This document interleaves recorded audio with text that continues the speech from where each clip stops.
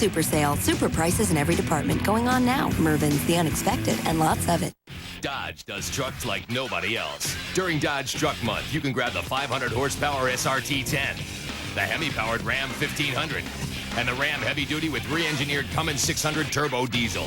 Now with some of our best deals, like up to $3,500 cash allowance or 0% financing, plus an additional $1,000 truck month bonus on select Rams. And grab our 770 powertrain limited warranty. Powerful trucks, powerful offers. Only during Dodge Truck Month. What did you get, honey? Oh, just a few things.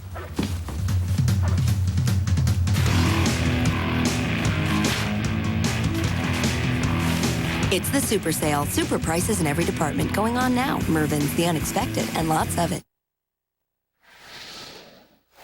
In the war on terror tonight, some shocking testimony and high-stakes finger-pointing today in front of a Capitol Hill commission investigating 9/11. Some say the writing was on the wall before that deadly day in 2001. Others say that is not a fair accusation. KPTV's Sean Caleb's reports. Your government failed you. Those entrusted with protecting you failed you. And I failed you. And for that failure, I would ask for your forgiveness. So began the most awaited testimony of the week. Richard Clarke, the former White House counterterrorism chief, whose criticisms of the Bush administration's conduct in the war on terror have made his book Against All Enemies the talk of Washington, sat before the 9/11 Commission and leveled withering charges. I believe the Bush administration in the first 8 months considered terrorism an important issue but not an urgent issue. By invading Iraq, the President of the United States has greatly undermined the war on terrorism. Clarke spent some time denying charges of political motives. Let me say here, as I am under oath, that I will not accept any position in the Kerry administration should there be one. But left to an ovation. The constant from 2 days of testimony, missed opportunities to kill or capture Osama bin Laden.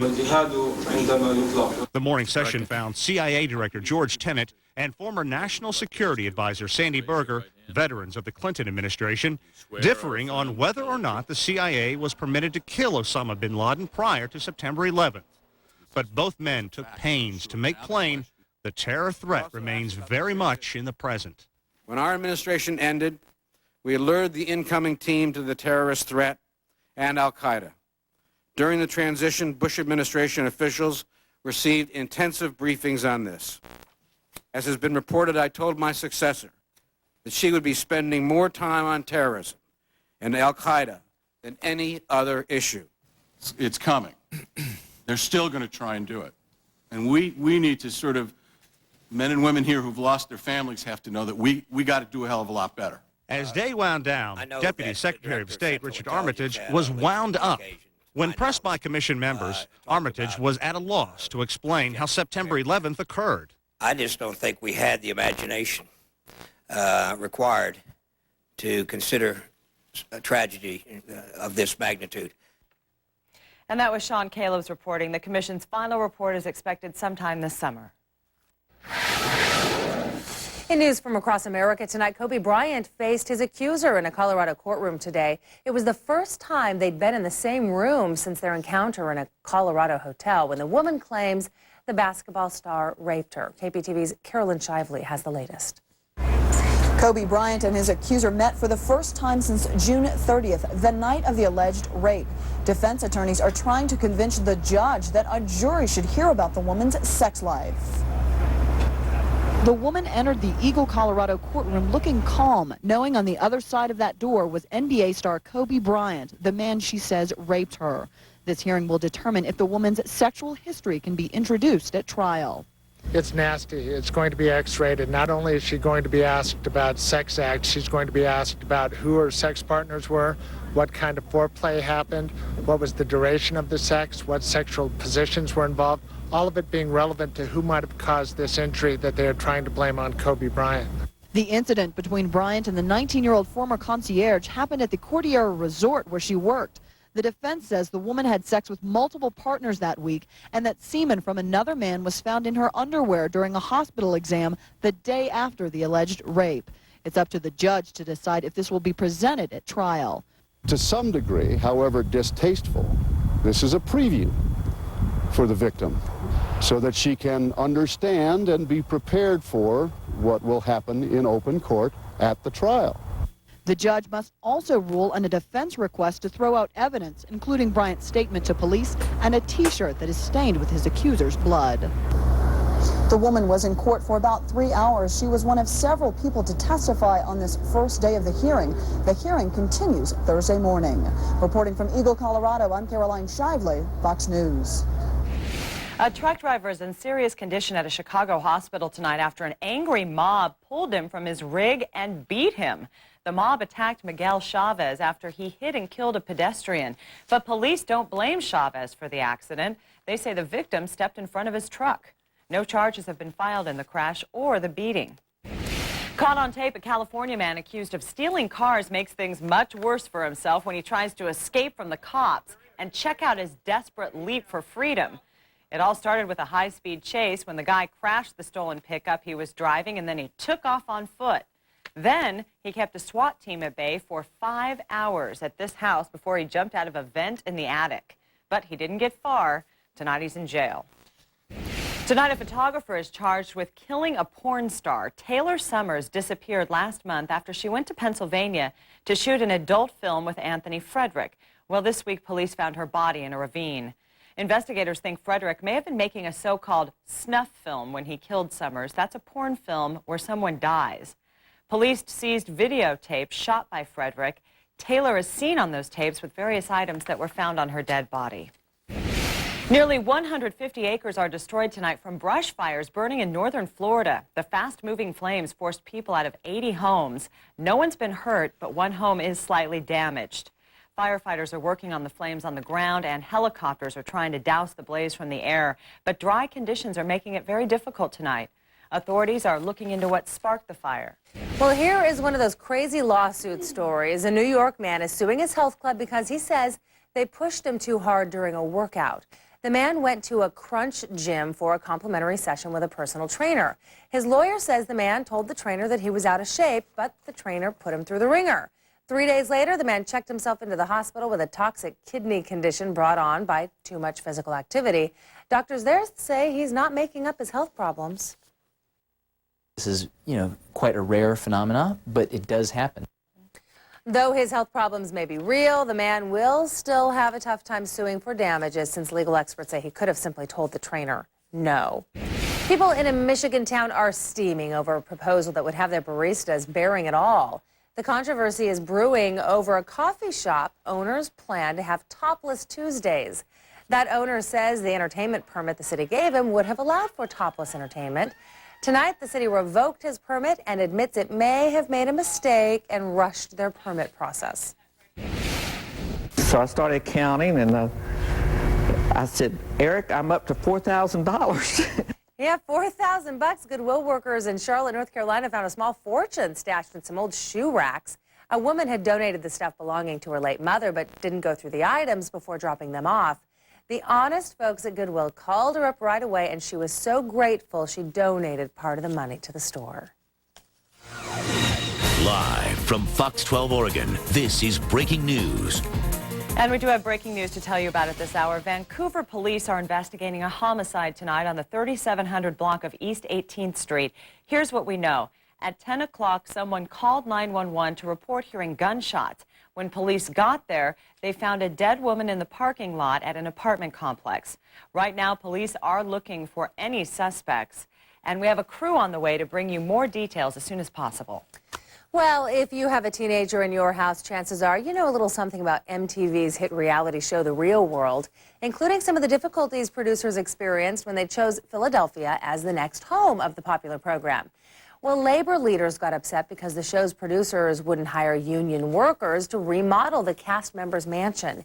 MTV didn't want to put up a fight, so they backed out. But after some legal wrangling by Philly's mayor, The Real World has agreed to tape its next season of shows in Philadelphia. Check out this controversial moment from last night's American Idol and tell us what you see. Well, some people think Simon Cowell was flipping the bird right there. Fantasia Barrino was chatting it up with Ryan Seacrest. And then there was this. Simon says he was leaning on his hand, as he often does, during the critique for John Stevens. The website The Drudge Report quoted an anonymous Fox exec as saying, "The network may have made a mistake in letting the shots of Simon's finger make air." From Beverly Hills dreamboat to looking after dead bodies, teen icon Jason Priestley returns to Fox. Tomorrow night, he'll make his debut on Fox's True Calling. Priestley plays a new forensic attendant. Star Eliza Dushku's character talks to and tries to save the recently dead. As for romance between the two characters, nothing is confirmed, but Eliza says she's all for it. Just about everyone loves a trip to the Oregon coast, and Hollywood is no exception. Astoria will hit the silver screen once again in the sequel to the psychological thriller, The Ring. Producers say that they chose Astoria because it fits the mood of the movie. Some other films that have made the coast town famous, well, we've got Goonies, Short Circuit, and Kindergarten Cop, so it's a popular place. And shooting on that film should start in May. It is beautiful, though, out there. Yeah, it's a perfect place for a movie. Great spot. Well, do you have a bunch of empty beer cans you've been meaning to recycle? Well, one man's trash is definitely another man's treasure. We'll introduce you to someone who might like to take those off your hands. And the Ducks get ready to take on Notre Dame. Tim's got the latest on the NIT Championship coming up in sports. You're watching the 10 o'clock news. First, live, local. Hi, Leo Hillier, Hillier's Mid-City Ford. It's truck month, and it may be gray outside, but the sun is shining on our largest truck inventory ever. Take I-5, exit 271 in Woodburn for your choice of crew cabs, commercial Super Duties, Econoline, and of course, the all-new truck of the year, Ford F-150. Remember, during truck month, we won't be undersold on any new Ford, period. All Fords are created equal. Hillier's Mid-City Ford makes a difference. We invite you to come see why today. Have you heard? Scooby-Doo. Hello, Raggy. Critics love Scooby-Doo. Bring it. Zoinks, this movie is awesome. Monstrously funny. Fun for the whole family. Lots of laughs and fun for all. Mystery Inc. does it again. This time better than ever. Right. Let's split up and search for clues. He stole my thing that I say. Scooby-Doo 2, Monsters Unleashed. Rated PG. Starts Friday. We're gonna rock. Rock this joint. We're gonna rock. Rock this joint. We're gonna rock. Rock this joint. We're gonna rock. Rock this joint. We're gonna rock this joint tonight.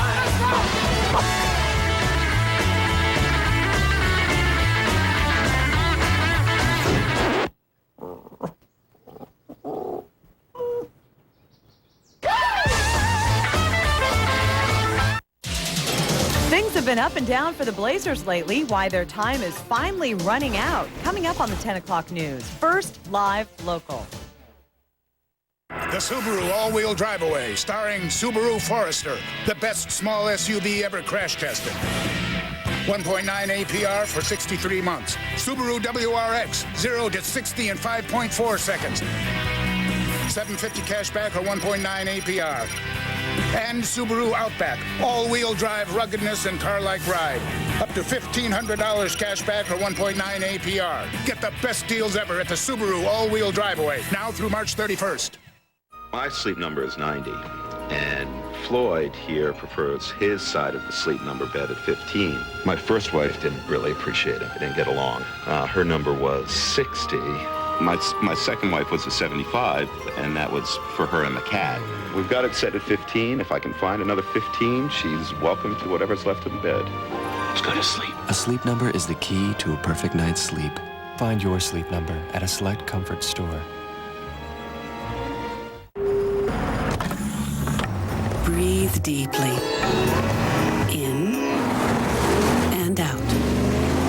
And in and out. Rest. Now stretch. Find yourself the 255 horsepower CTS Cadillac Breakthrough. Visit your Northwest Cadillac dealer for this attractive offer. See dealer for residency restrictions. Welcome back. Towing a 27-44 record and 4-game losing streak to Portland, the LA Clippers are certainly beatable. And with 12 games left, the Blazers simply cannot afford to lose winnable games to make the playoffs.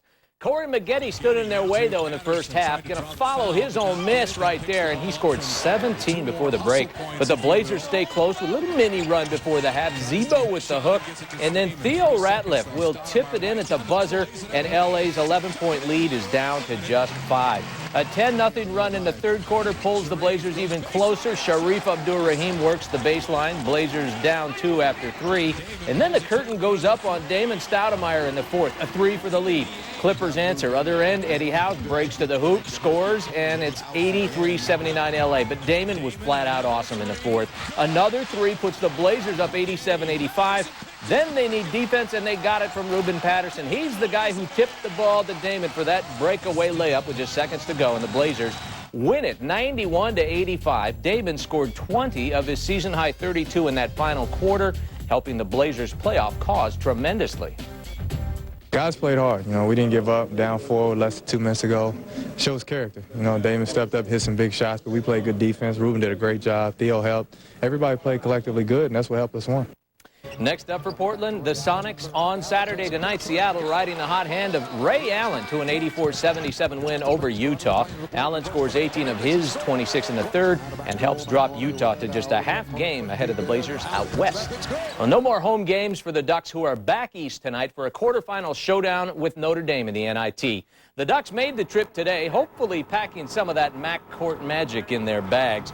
They're going to need it against the Irish, who will pack the house 12,000 strong tomorrow and showcase guard Chris Thomas, who scored a career-high 39 in their win on Monday night.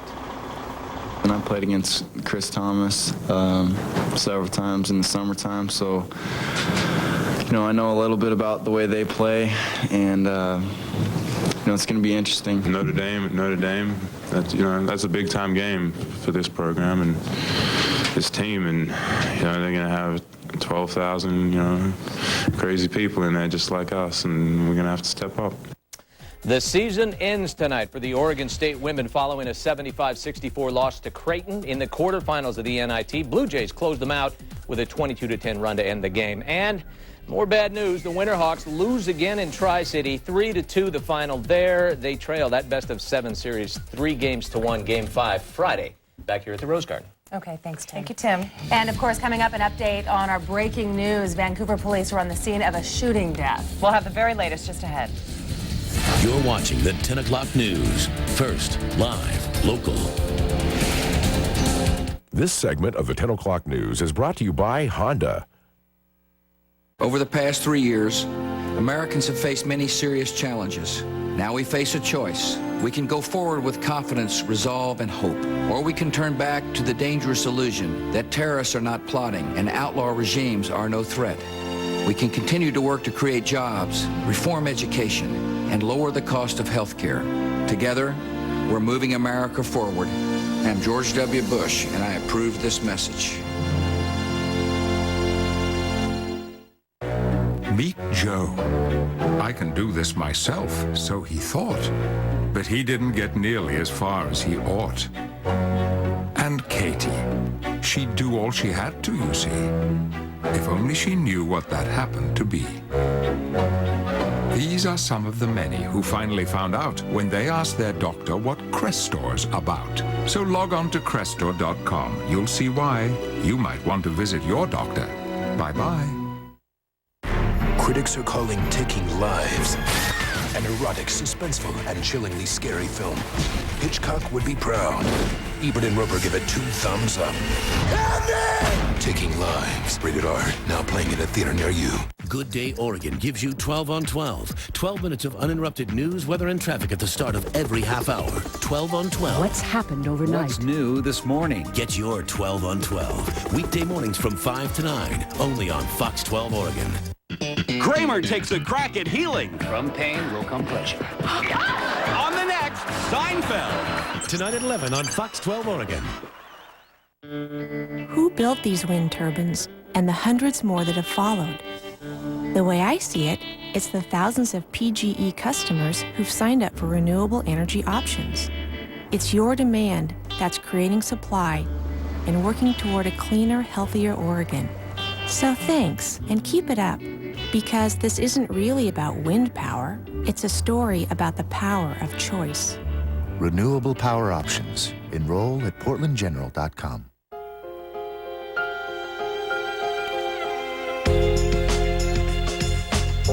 After years of analyzing, refining, and perfecting, Lexus engineers had to face the most difficult challenge of all: letting go. Introducing the new, more powerful ES330. At Lexus of Portland. A stranger may hold the key to True's past. A couple of years ago, I died. Jason Priestley joins the cast of True Calling. Thursday at 8 on Fox 12 Oregon. Live from Fox 12 Oregon, this is Breaking News. And we want to update you on the breaking news story we're following tonight. Vancouver police are on the scene of a possible murder tonight. KPTV's Kevin Kouari is live in the newsroom with the very latest developments. Kevin? Well, Shauna, we're just getting some new details, and here's what we know. Around 10 o'clock tonight, someone called 911 to report a shooting. It happened on the 3700 block of East 18th Street. When police got to an apartment complex there, they found a woman dead in a car in the parking lot. Investigators say the woman was shot. Right now, police are combing the area looking for any possible suspects. They're also trying to figure out what prompted the shooting. They do know who the dead woman is, but they're waiting to release her identity until the woman's family can be contacted. Now, police aren't sure if the woman actually lived in the apartment complex. We have a crew actually on the scene right now, and of course, we're bringing the very latest details tomorrow morning on Good Day Oregon. Right now, live in the newsroom, Kevin Kouari, the 10 o'clock news. Tonight's other big story, daycare workers in Tigard are upset after police arrest an employee in front of kids. KPTV's David Wilson reports. Well, tonight, parents and teachers here at this Hall Boulevard Learning Tree say police put children at risk when they arrested a teacher inside the school yesterday morning. Police arrested 26-year-old Damian Bromfield around 9:30 Tuesday. Police have accused the after-school teacher with having consensual sex with two teenage boys, ages 16 and 17. Investigators say Bromfield did not abuse any children, though, here at the daycare. And the owner of the Learning Tree here in Tigard says police should have waited and arrested Bromfield at his home later on in the day. Now, tonight, police here in Tigard say they had no choice but to arrest Bromfield at his work. Anything else could have jeopardized the case. In Tigard, David Wilson, the 10 o'clock news. Mark Nelson here now. More exciting weather tomorrow? Yeah, we've had the March Lamb stuff. Now it's time for the Lion stuff. Tomorrow's going to be, I think, a little bit windier and a little bit wetter and grayer, too. We won't see quite as much sunshine in between the showers. And notice the high, only 53. And the next chance for nice weather, which most of us would define as some sunshine and warm temperatures, not until Saturday afternoon and more likely Sunday. That's your day for the weekend to enjoy. Okay. Or Monday. Thank you, Mark. Thanks. Well, just call him the king of beer. Cans, that is. Yeah, Pennsylvania's Jeff Lebo has a huge collection of beer cans. Get this, 55,000 beer cans. In fact, he had so many, he actually had to build a two-story house next to his real home just to hold them all. I wonder if he's married. Because you know his wife was like, I am not having those things in my house. You need to build a place to put them. Yeah. Honey, there you go. the cans go out in the garage. Well, it's pretty cool, though. That's like quite a collection. Yeah, some brands I've never even heard of or seen and look like antiques. Pretty neat. Thanks for being with us tonight for the latest news, weather, traffic, and sports, and an update to our breaking news tonight, that murder in Vancouver. Tune in to Good Day Oregon from 5 to 9 tomorrow morning right here on Fox 12. And we'll be back here tomorrow night at 10. Have a great night, everybody.